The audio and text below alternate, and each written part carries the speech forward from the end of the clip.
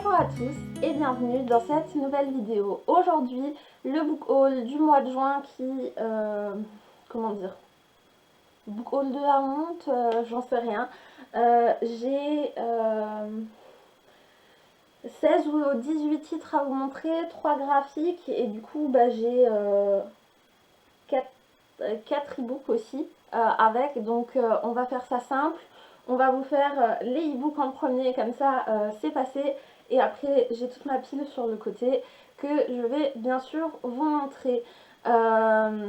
Donc, pour les e-books, j'ai eu donc dans mon abonnement Boobox Florence Lamy, Rosa Parks. Elle a dit non au racisme, donc voilà, j'ai décidé de le garder parce que j'ai... Voilà, ça m'intéressait. C'est vrai que Rosa Parks ne fait pas partie de la culture française vu que c'est plus en Amérique. Mais j'aime bien des fois me renseigner sur des, des moments d'histoire, on va dire, importants. Donc Rosa Parks en fait est une femme noire qui n'a pas voulu se lever une fois dans un bus pour laisser la place, et donc l'histoire commence comme ça. Je sais que c'est un très court e-book, donc je pense que je vais le lire rapidement. Voilà. Ensuite, j'ai eu Royaume ennemi, le tome 1 de Sylvie Kaufhold, je vous mettrai. Donc l'hiver s'achève dans les steppes, laissant le septentrion déchiré en deux peuples et demi. Donc c'est visiblement donc c'est déjà un premier tome, hein. Et c'est de la guerre, un bon roman de fantasy en perspective.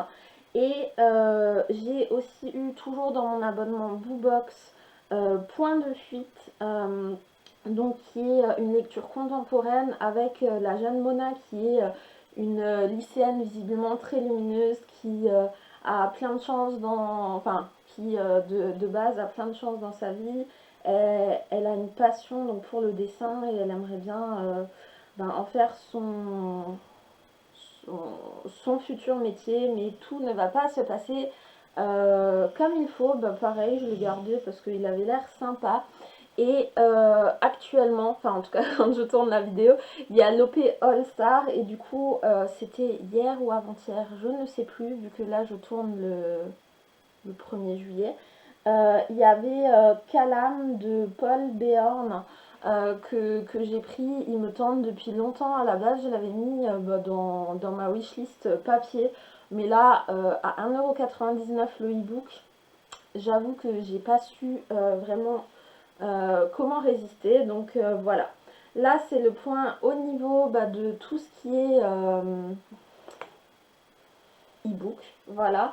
Normalement, je n'ai rien oublié. Et puis, du coup, comme ça, on va pouvoir passer au reste.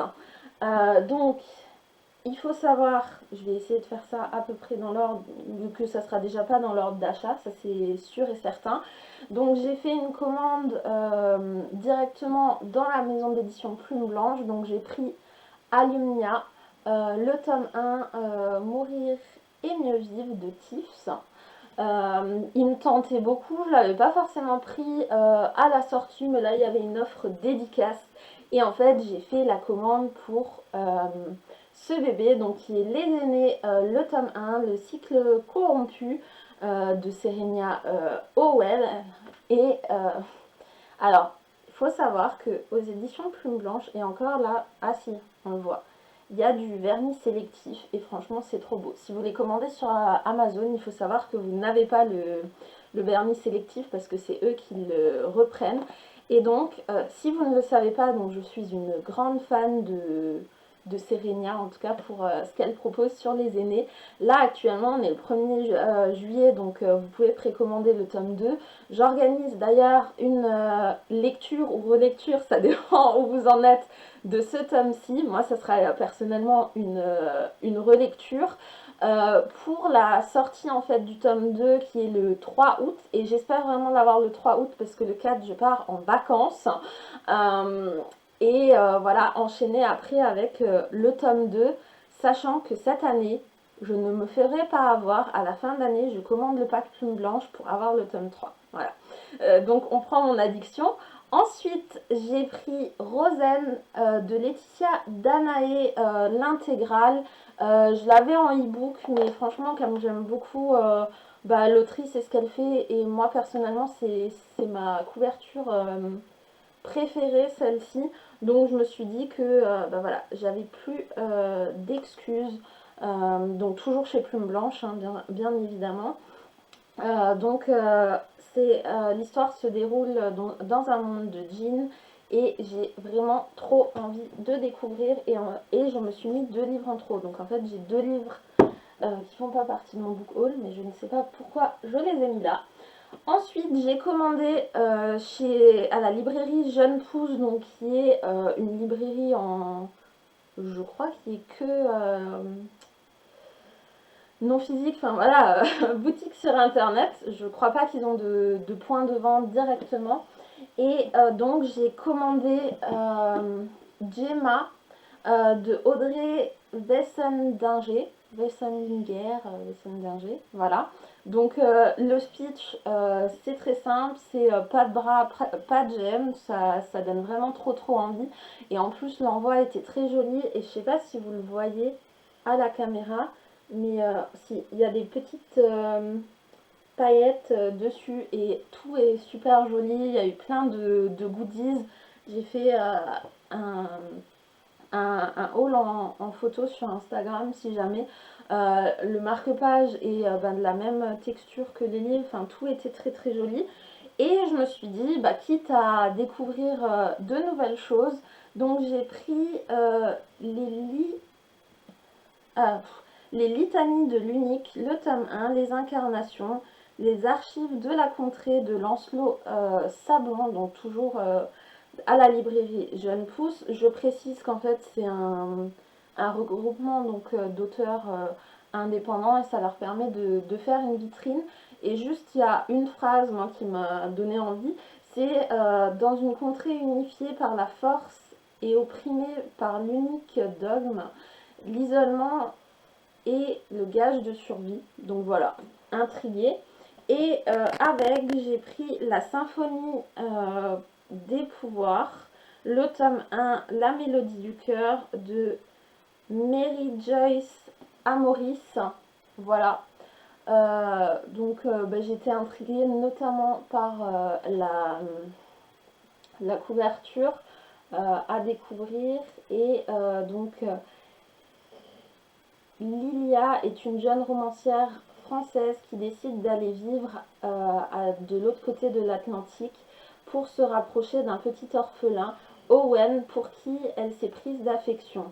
Elle est la seule à qui il accepte de parler depuis la mort tragique de ses parents. Voilà, j'avais envie de découvrir tout ça, donc j'ai pris ce qu'il fallait. Ensuite, j'ai profité de l'offre de Brajlon. Alors je ne rentre pas du tout dans les discussions. Moi je soutiens les auteurs, ce que la maison d'édition fait, ou des personnes de la maison d'édition, finalement je m'en fous. Moi l'important dans le principe c'est pas que je m'en fous, mais voilà, je soutiens les auteurs, donc on leur refait des nouvelles éditions, ce serait quand même dommage de ne pas en profiter. Donc il y avait une offre pour leurs 10 ans, donc il y avait plusieurs romans à 10 euros. Et donc j'en ai profité pour prendre plusieurs choses. Donc j'ai pris Leylan, l'intégrale de Magali Segara. Donc il y a 3 tomes, si je ne dis pas de... Non, si. À l'intérieur, donc c'est celui-ci. J'aime bien la couverture. Il est un royaume mystérieux que l'on nomme Leylan, un pays des illusions. Depuis qu'un drame affreux a frappé la famille royale, les frontières sont fermées et le peuple est opprimé par l'infâme duc Corta. Une rencontre pourrait tout changer, celle d'un jeune messager, Alex, et d'une fascinante jeune fille aux yeux bleus. Mais un secret entouré de sorcellerie les sépare et rend leur amour impossible. C'est alors que surgit un justicier, insaisissable qui met les hommes du duc en échec. Bon, je ne vais pas tout lire, mais voilà, moi ça me tentait bien. Il fait moins de 700 pages, mais ça a l'air d'être écrit grand. Ensuite, et ça c'est clairement à cause des gardiens de la bibliothèque, donc sur Insta, hein, Justine, j'ai craqué pour le Paris des merveilles de Pierre Pével, bah, toujours du coup chez Brajlon. Je pense que beaucoup l'ont lu, sinon n'hésitez pas à aller le voir. Un classique que bah, je vais m'empresser de découvrir. Et donc le dernier, toujours chez Brajlon, donc c'est Yesha, si je dis pas de bêtises, deux anges. Et donc là, c'est dans un royaume occidental. Le peuple turquoise est en esclavage depuis des millénaires, mais il guérit une légende qui lui donnera un jour le courage de la révolution. La légende d'Aïcha, la déesse qui commandera aux étoiles et rendra la liberté aux enfants condamnés. Voilà, donc pareil, ça m'a beaucoup tenté. Ensuite, j'ai également... Non, on va d'abord faire les bouquins. Voilà. On va faire les bouquins. Du coup, il manque celui-là. Tout un... Oula! Je perds des marque-pages. Attendez, hop. Voilà. On va pas perdre les marque-pages quand même. Alors, chez ma libraire, j'ai pris Le terrible Seigneur des Ténèbres, le livre 1 de Diana White Jones. Et c'est chez Yinis Éditions. Voilà, je ne connais pas les éditions, mais je trouvais ça très sympa. Donc c'est par l'autrice qui a fait Le Château de Hurle, Yala et la sorcière. Voilà. J'en ai lu aucun, mais pourquoi pas. Donc les oracles ont parlé. C'est le pauvre sorcier d'Erque qui sera le seigneur des ténèbres cette année. À lui de transformer sa ferme en château maléfique et gérer l'arrivée des voyageurs venus d'un mystérieux univers parallèle, le nôtre. Voilà, moi il m'a fallu globalement que ça. Et ensuite il y avait le week-end dernier un événement littéraire donc près de chez moi. Donc j'en ai profité parce que du coup c'est des auteurs locaux. Donc j'ai pris Le Prince Scorpion de Audrey Grill chez H Labs, qui est un label de Hachette Livres. Donc là on va parler, d'ailleurs je vous en parle très très bientôt parce que je l'ai déjà dévoré, la petite bricasse. Donc on va parler de Samael qui est un jeune prince. Et en fait dans cette civilisation quand on a deux bourgeons. Et quand on arrive adolescent, les ailes vont pousser, on ne sait pas du coup tout à quoi elles vont ressembler, rien du tout. Sauf que ce prince a une particularité, c'est qu'il n'a qu'un bourgeon d'aile et de l'autre côté, il a un dessin de scorpion. On va rapidement apprendre plein de choses, souvent le fait d'avoir des ailes vient déjà initialement de l'amour des parents, donc on va vraiment le suivre dans une épopée. Et on va suivre Ambre de l'autre côté qui est une chamane, donc une guérisseuse, etc. Et enfin franchement c'était une lecture folle. Je vous en parle en update lecture, donc je vais arrêter d'en reparler par là, mais en tout cas c'était une découverte par hasard que j'ai beaucoup appréciée. Et j'ai également pris donc de Julie Muller-Vold l'Éden, le tome 1. Déjà c'est une trilogie. Et donc c'est depuis le décès de son père, Mila vit sous la tutelle de sa sœur Elisabeth qui gère une maison d'hôtes. Alors que de mystérieux incendies ravagent plusieurs établissements de la ville, Mila fait connaissance avec un charmant pompier, Jérémia, qui souffle avec elle le chaud et le froid. Ça fait un moment que je suis l'autrice, en tout cas pour cette trilogie.